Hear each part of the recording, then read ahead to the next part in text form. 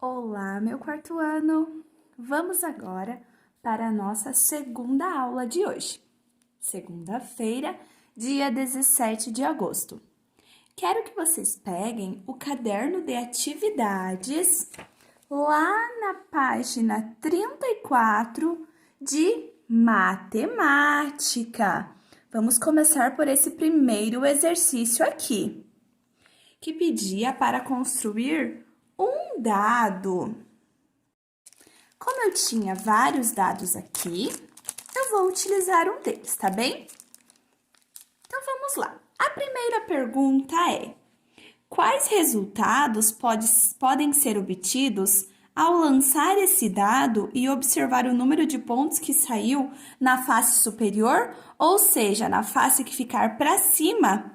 Ao lançar um dado, quais são as possibilidades de números de nós tirarmos? Posso tirar 2, posso tirar 4, posso tirar 6, posso tirar 5, posso tirar 3 e também posso tirar 1, pois um dado ele tem 6 lados. Então, lá na letra A, quais são os números que nós podemos tirar, então? 1, 2, 3, 4, 5 e 6. Esses são os 6 números que nós podemos tirar ao lançar um dado. Letra B. Ao lançar esse dado, há mais chance de sair um resultado par ou ímpar? Analise aqui junto com a tia. Eu tenho o número 1, que é ímpar, o número 3, que é ímpar, e o número 5, que também é um número ímpar. E eu também tenho o número 2, que é par, o número 4, que é par, e o número 6, que é par. A chance de sair um resultado par é maior ou menor do que a chance de sair um resultado ímpar? Nem maior, nem menor. A chance é a mesma. Porque eu tenho a mesma quantidade de números pares e ímpares. Se eu tivesse mais números ímpares, teria mais chance de tirar números ímpares. Mas como eu tenho a mesma quantidade de números pares e números ímpares, a chance é a mesma. Letra C. Qual a chance de sair o número 2 no lançamento desse dado? Lembra que a tia explicou que quando você vai fazer as possibilidades, você tem que ver a sua quantidade total e o número que você quer tirar. Por exemplo, o número 2. Eu tenho uma chance em 6 possibilidades de tirar o número 2. Então, a chance de sair o número 2 é 1 em 6. Como é 1 em 6 de qualquer um dos outros números? De tirar o 3 é 1 em 6. De tirar o 6 é uma chance em 6. De tirar qualquer um desses números aqui desse dado é uma chance em 6 possibilidades. Qual é a chance de, no lançamento desse dado, sair um número par? Então, agora eu tenho que pegar a quantidade de números pares que eu tenho e ver o total de possibilidades. Então, de sair um número par, você tem 3. De sair um número par, nós temos 3 chances em 6. E de sair um número ímpar? Se nós já vemos que a chance é a mesma para os números pares e para os números ímpares, também será 3 em 6. E de sair um número maior que 2? Qual é a chance de sair um número maior que 2? Eu tenho que ver quantos números eu tenho depois do 2. Essa será a chance que eu tenho de sair mais números maiores que 2. Então, eu tenho 1, 2, 3, 4 números maiores que 2. Então, eu tenho 4 em 6 possibilidades de sair um número maior do que o 2. Exercício número 8. Vamos lá. Se o professor fizer um sorteio entre os alunos de sua turma, há mais chance de ser sorteado um menino ou uma menina? Então vamos ver aqui. Nós temos 11 alunos na nossa turma, certo? Nós temos 11 alunos. Desses 11 alunos, 4 são meninos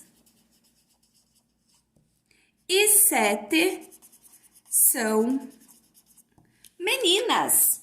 Ou seja, a chance maior é de ser sorteado uma menina, porque nós temos 7 em 11 possibilidades de sair uma menina e 4 em 11 possibilidades de sair um menino. Então, a chance maior é de sair uma menina. Por quê? Porque nós temos mais meninas na sala. Então, vamos agora para a letra A do exercício número 8. Deixa eu trocar aqui de folha. Tem que trocar devagar, senão o celular desenfoca. Então, no exercício 8, o primeiro vocês já responderam lá, que a chance é de sair menina, porque a chance maior é de sair menina, porque na nossa turma tem mais meninas. No exercício 8 tem também a letra A. Qual a chance de o aluno sorteado ser uma menina? Então, nós vamos pegar a quantidade de meninas e as possibilidades que nós temos. Então, a chance é 7 em 11. E a letra B, qual é a chance do aluno ser sorteado? Usar óculos. Então, vamos lá. Nós não estamos na sala. Se eu estiver errada, vocês podem me corrigir. Mas eu sei que os alunos que usam óculos é a Manu e o Gustavo. Se eu estiver correta, se eu não tiver e mais alguém utilizar óculos e quiser falar para a tia, tá? Mas a Manu e o Gustavo, a tia já sabe. Então, nós temos 2 alunos na sala que usam óculos. Como a nossa turma tem 11 alunos, a chance de nós tirarmos um aluno que usa óculos é 2 em 11, tá bom? Vamos para o exercício número 9. Agora são probleminhas. Vamos resolver lá com a tia o exercício número 9. A letra A. Vou ler o problema para vocês. Camila tinha economizado R$ 12,50 e juntou com a quantia que ganhou do avô. Na cantina da escola, ela comprou um suco de laranja que custou R$ 4,50 e ainda sobraram R$ 13. Que quantia a Camila ganhou do avô? Então, primeiro, eu tenho que somar o que ela gastou, porque se ela gastou, significa que ela tinha o dinheiro para gastar, e também o dinheiro que sobrou. Então, vamos somar. Sobrou para ela R$ 13 e ela gastou R$ 4,50 na cantina. Vamos somar aqui junto com a tia. É uma adição normal. Lembrando que a tia explicou que quando eu faço adição de números decimais, eu devo colocar vírgula embaixo de vírgula. Depois da vírgula estão os meus centavos, antes da vírgula estão os meus números inteiros, os meus reais inteiros. Tá, 0 com 0 é 0, 5 com 0 é 5. Se eu já somei o que tem depois da vírgula, eu coloco a vírgula. 4 com 3, é 7. E 1 ali, eu só abaixo. Então, ela tinha, a gente acredita que ela tinha 17,50. E esse 17,50, eu vou subtrair o valor que ela tinha economizado. Porque o que eu quero descobrir? Quanto que o avô dela deu para ela. Então, fazendo menos o valor que ela tinha, eu vou descobrir quantos reais que o avô dela deu. Vamos lá? 0 para chegar no 0, sobra 0. 5 para chegar até o 5, também sobra um zero. Vou abaixar a vírgula. 2 para chegar até o número 7, vamos lá? Quanto? 5. E 1 para chegar no 1 é 0. Portanto, quantos reais Camila ganhou do avô? Então, daí coloquem lá na resposta. Ela ganhou, vamos colocar o símbolo do reais aqui, o cifrão, 5 reais do avô, tá bom? Respostas completas para a apostila de vocês ficarem bem linda. Vamos agora para a letra B, ainda do exercício número 9. Nós estamos na página 35 do nosso caderno de atividades. Ao digitar o número 87.000, vou escrever ele aqui para vocês, 87.569 em uma calculadora, Felipe digitou o 8 no lugar do 5 e o 5 no lugar do 8. Qual o número que ele digitou? É só nós fazermos as mudanças. Então, ali no primeiro pontinho da letra A, é só escrever o que está dizendo ali, meus amores. Se ele digitou o 5 no lugar do 8, então nós vamos colocar 57.000 e o 8 no lugar do 5, 869. Esse é o número que ele digitou. Qual a diferença entre esses números? Como que eu calculo a diferença, quarto ano? Quando nós falamos em diferença, nós estamos falando em uma subtração. Muito bem, basta nós subtrairmos. A gente vai colocar aqui que essa é do outro pontinho, ainda na letra B do exercício número 9. Eu vou reescrever os números aqui para nós fazermos que esse aqui é a resposta. Primeiro pontinho. Então, 87.569, porque eu vou calcular a diferença, o número maior vai em cima. 57.869. Então, vamos calcular a diferença? 9 para chegar no 9. Não falta nada. 6 para chegar até o número 6. Também não falta nada. Agora, o 8 não pode chegar no 5, porque o 8 é maior que o 5. Então, ele vai emprestar do número 7. Esse número 7 vai ficar valendo 6. Como ele emprestou uma dezena, o 5 ficou valendo 15. 8 para chegar no número 15. Quanto falta? Façam lá na cabecinha de vocês.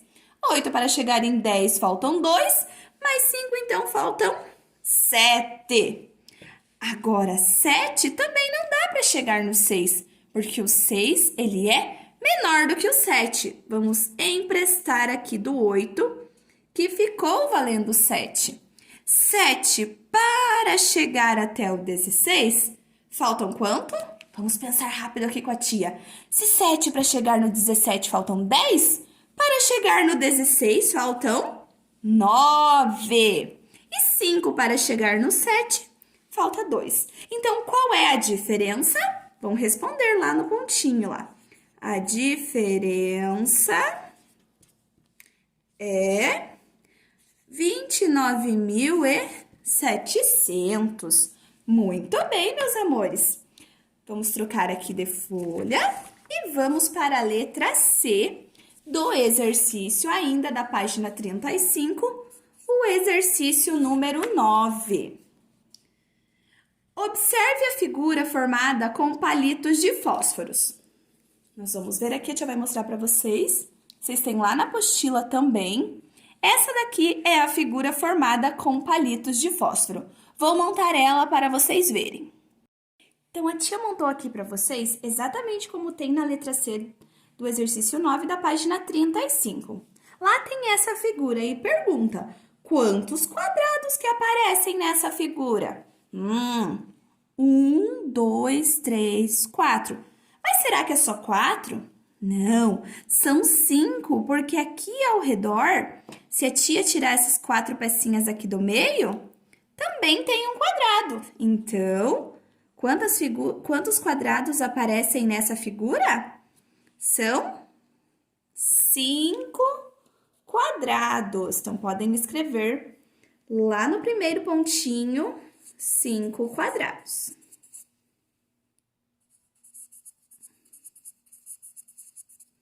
Tá, agora nós vamos para o segundo pontinho, da letra C do exercício 9. Troque 4 palitos de lugar para formar 3 quadrados. Desenhe sua resposta. Então, nós vamos trocar aqui de lugar 4 palitos. E vamos tentar formar 3 quadrados. Vamos pensar aqui. E vocês terão que desenhar essa resposta. Se nós colocarmos aqui em diagonal, eu acho que é possível formar 3 quadrados. Observem aqui. Isso mesmo, consegui formar 3 quadrados. Então, vocês devem desenhar na letra C, do exercício 9 da página 35, esses 3 quadrados. E se vocês tiverem alguma outra possibilidade de formar 3 quadrados, utilizando apenas esses palitos aqui, também pode fazer. Agora, na página 36, tá pedindo, usando lápis de cor e uma régua, desenhe na malha quadriculada a seguir 2 polígonos diferentes, um verde e outro azul. A tia desenhou os da tia aqui para explicar para vocês. Os polígonos são aquelas figuras geométricas planas em que as linhas não se cruzam. E os cantos do polígono, eles formam ângulos, lembram? Esse ângulo aqui, que é representado por esse quadrinho e uma bolinha, ele é bem característico. Ele é um ângulo reto, lembra que a tia explicou para vocês? E esse ângulo, ele mede 90 graus.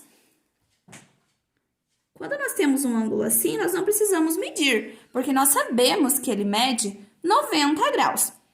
Nós aprendemos também um pouquinho sobre os ângulos agudos e sobre os ângulos obtusos. Os agudos são os ângulos menores que 90 graus e os obtusos são os ângulos maiores que 90 graus. E como que nós medimos os ângulos? Utilizando um transferidor. Lembra que nós devemos posicionar o transferidor bem no vértice e ver o tamanho desse nosso ângulo. Vejam aqui, esse ângulo, ele mede, vocês têm que ver aqui onde a linha está passando. Então, ele mede 54 graus. Ele é menor que um ângulo reto de 90 graus, então, ele é um ângulo agudo. Vamos ver esse ângulo aqui? Lembra que tem que posicionar o transferidor, a pontinha aqui no vértice. Então, ele é 76 graus. Então, ele também é menor do que um ângulo de 90 graus. E aqui, no retângulo que a tia desenhou, podemos observar que a linha está bem certinho ali no 90, portanto, um ângulo reto de 90 graus. Os quadriláteros, os quadrados e os retângulos, não os quadriláteros, perdão, porque um losango não tem todos os ângulos retos. Então, os quadrados e os retângulos, eles têm os 4 ângulos retos. Aí, aqui tá dizendo assim, na letra A, escreva no quadro abaixo o nome dos polígonos que você desenhou, de acordo com a cor de cada um. Eu desenhei um retângulo, mas vocês não precisam desenhar o mesmo que eu. E também desenhei um triângulo, desde que vocês sigam as regras, que são polígonos, as linhas não podem se cruzar e que os vértices devem ficar nos pontos de encontro aqui da malha quadriculada. Quantos ângulos retos tem no polígono verde, no meu retângulo? A tia já contou para vocês que em um retângulo, os 4 ângulos são ângulos retos, porque eles são formados por linhas perpendiculares, linhas verticais e horizontais. Então, no meu retângulo verde tem 4 ângulos retos. E no meu triângulo? Não tem nenhum.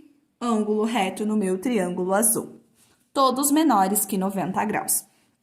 Agora, nós vamos resolver esses exercícios aqui. Acompanhe ali com a tia a pergunta A. Quantos lados tem este polígono aqui?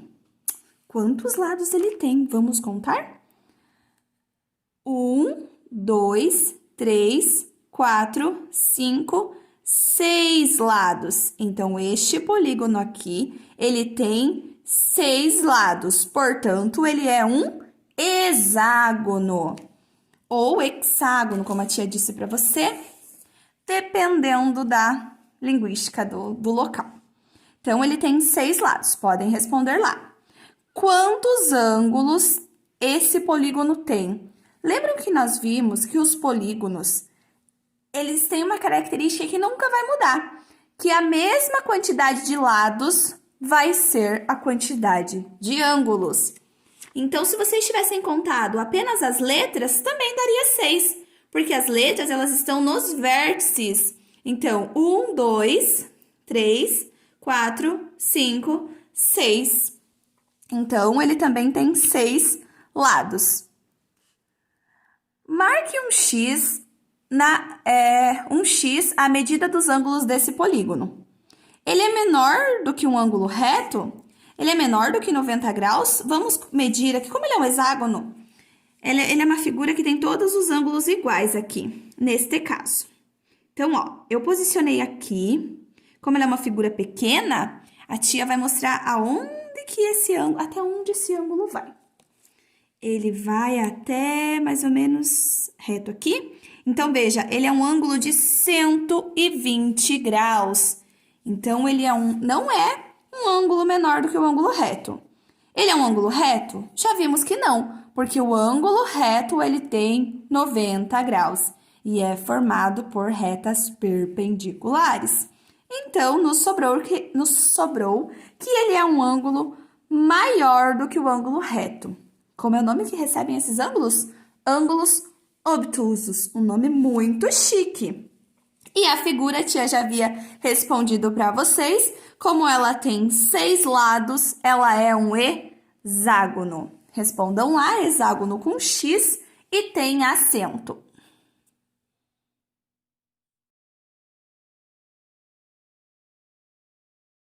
Vocês devem ter observado que nesses triângulos tem letrinhas.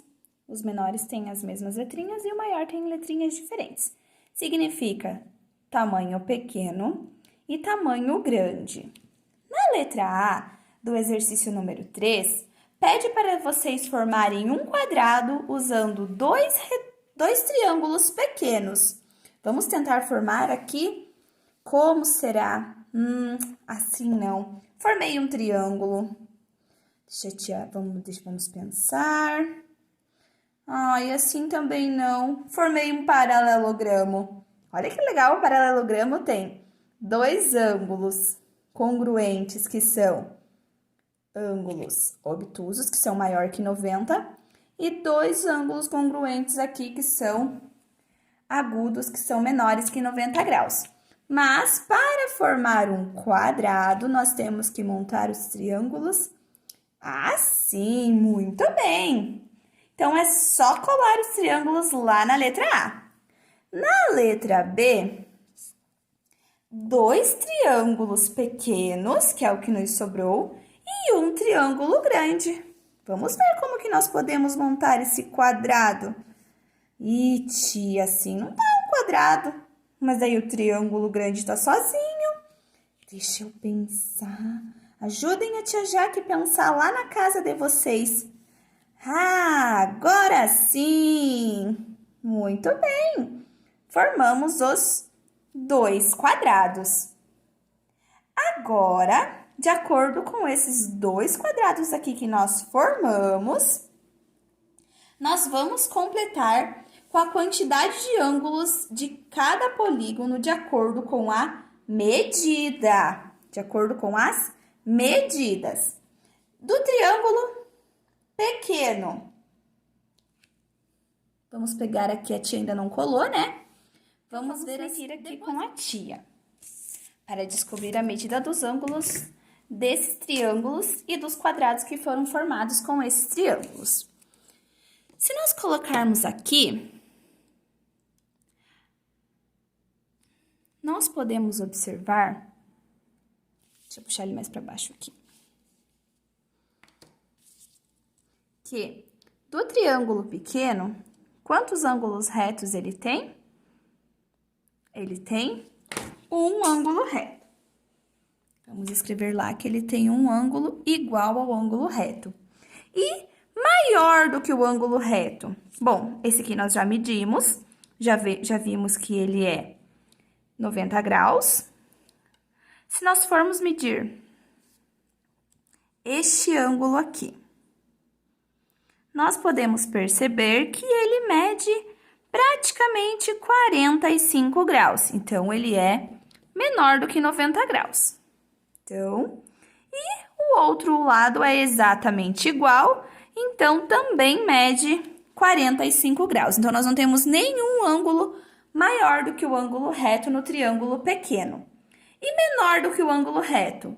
Já vimos que se nós temos um ângulo reto e um triângulo que tem 3 lados, sobraram 2 ângulos menores do que o ângulo reto.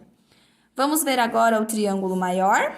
Se vocês observarem, o triângulo maior, ele é exatamente igual ao triângulo menor, só que em tamanhos diferentes. Então, as quantidades de ângulos serão as mesmas. Um ângulo reto, nenhum ângulo maior que o ângulo reto e 2 ângulos menores do que o ângulo reto. Agora, o quadrado. Deixa eu montar novamente aqui os quadrados para vocês observarem. Mas a tia já acabou de falar para vocês o quê? Que os quadrados, eles têm o quê mesmo? Os 4 ângulos retos, porque eles são formados por linhas perpendiculares, linhas horizontais e verticais. Não tem linhas diagonais no quadrado. Então, eles têm 4 ângulos retos. Não tem nenhum ângulo maior e nenhum ângulo menor do que 90 graus. Tá bem? Então, por hoje é só. Espero que tenham aprendido e até a próxima aula. Um grande beijo e tchau, tchau!